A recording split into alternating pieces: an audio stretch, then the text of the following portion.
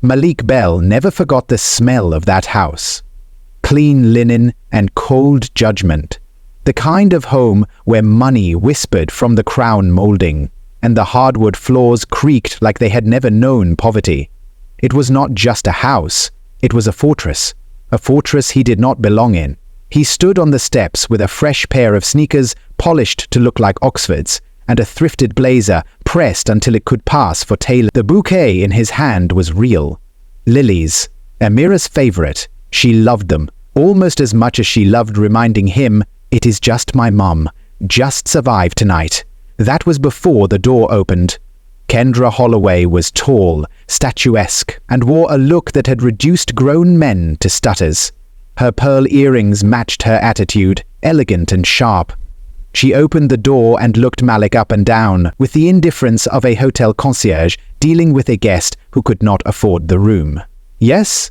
Malik offered the flowers. "Good evening, ma'am. I am Malik, Amira's boyfriend." She did not even glance at the bouquet. "Right."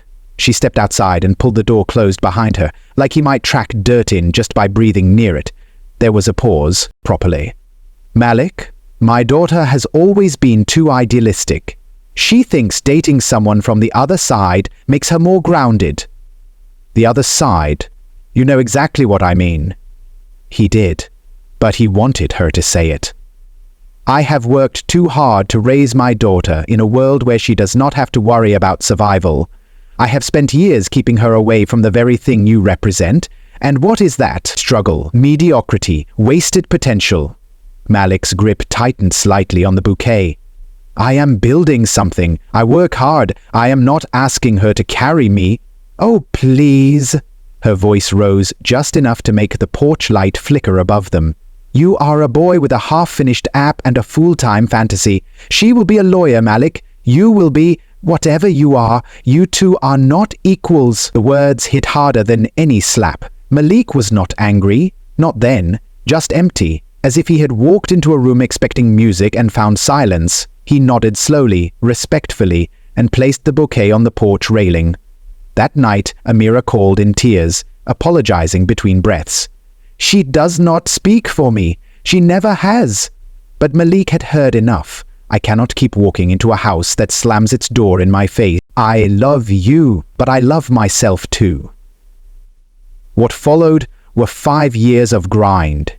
No glow-up selfies, no viral TikToks, just late nights, borrowed laptops, and the relentless pounding of code. Malik went back to live with his grandmother, took a warehouse job, delivered food on weekends. He pitched Bridget, his app, to connect underrepresented tech talent with real jobs to anyone who would listen. No one did, until someone did. A black venture capital firm took a chance on him with a $10,000 microgrant. It was not much, but it was enough. He built the platform by hand, slept 3 hours a night, onboarded freelancers one by one. His motto was simple: no shortcuts, no saviors, just us. Bridge grew, organically, quietly, relentlessly.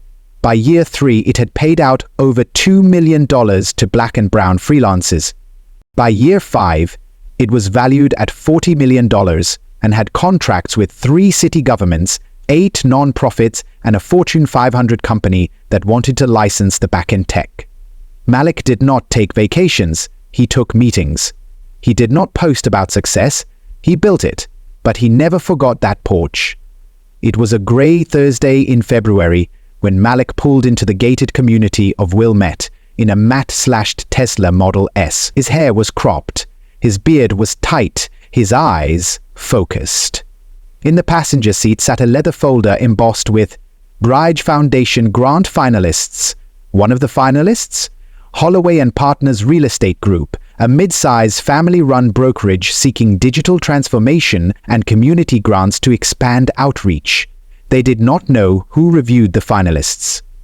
Until now. Malik stepped through the doors of a colonial-style office that looked hauntingly familiar. "Mr. Bell is here," said the receptionist. From the hallway, a voice replied, "Be right there," and then she appeared. Kendra Holloway. Her pearls were still there.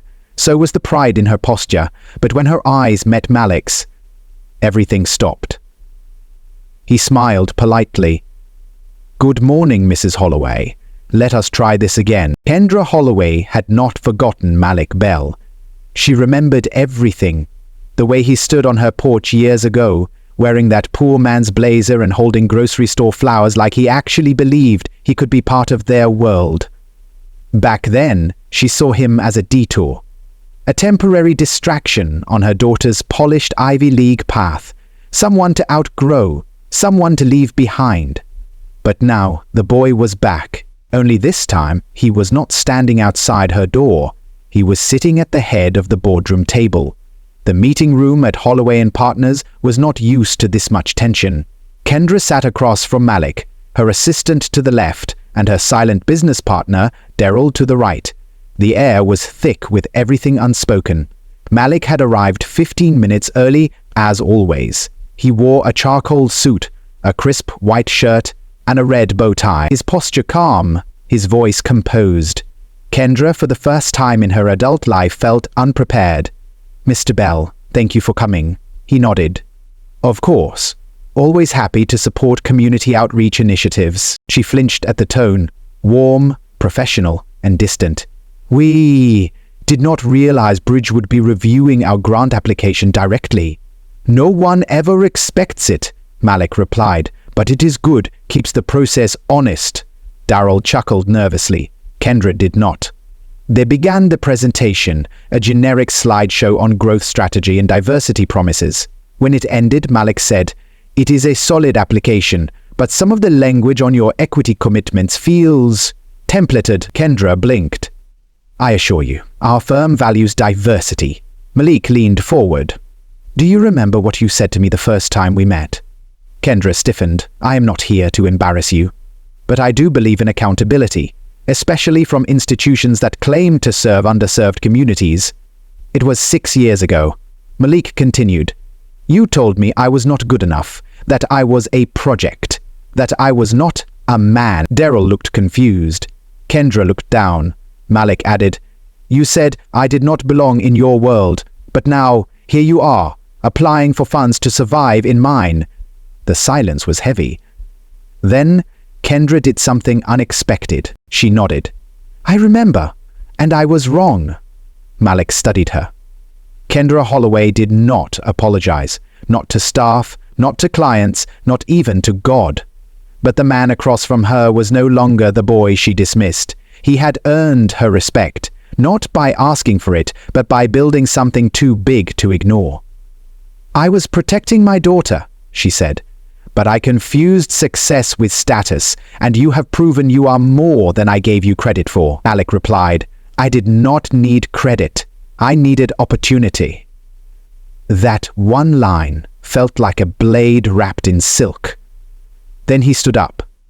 "I have reviewed your application. We are not going to fund it." Kendra's eyes widened. "But I am going to help you." She looked confused. Malik continued. "I am launching a digital equity incubator for Black-owned real estate firms. Holloway & Partners is not Black-owned, but your daughter, Amira, is on my shortlist of advisors. If she signs off, we will include your firm in the mentorship program." Kendra whispered, "Amira?" Malik nodded.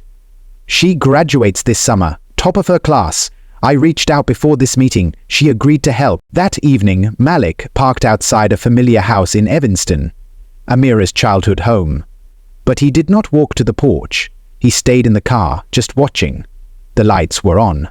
Inside, he saw Kendra talking with Amira. Her hands moved softly. Her face was different. Less armor, more grace. A moment later, Amira stepped outside and walked to his car. She got in without a word. They sat in silence until she smiled and said, "Mom said you called her bluff like a gentleman." Malik chuckled. "I was not there for revenge, just the reset." Amira nodded. "She needed that," he replied. "We both did." 1 year later, Kendra Holloway introduced Malik Bell at a charity gala. In front of 400 guests, she said, "Years ago I misjudged this man. I measured him by shoes, by income, by title, but I forgot to measure character. And that is what defines greatness." She handed him the microphone. He took it with a smile. "And the bow tie?" Still red. Sometimes the people who call you unworthy are just too blind to see the blueprint. Don't argue with them. Don't beg them to understand. Just build. Let your success become the conversation. Let your character write the final chapter.